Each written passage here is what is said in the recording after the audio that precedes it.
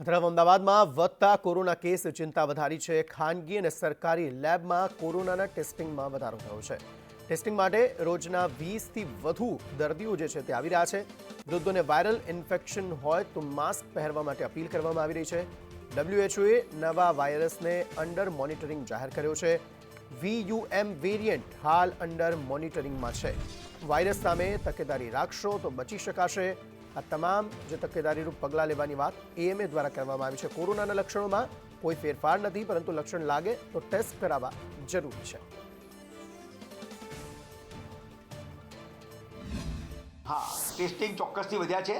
પહેલાં જે રડ્યા ખડ્યા 1, 2, 4 ટેસ્ટ આવતા હતા એના બદલે 5, 7, 10 ટેસ્ટ આવ્યા છે। એટલે ડબલિંગ થયું છે ટેસ્ટમાં અને સરકારી સંસ્થાઓમાં પણ।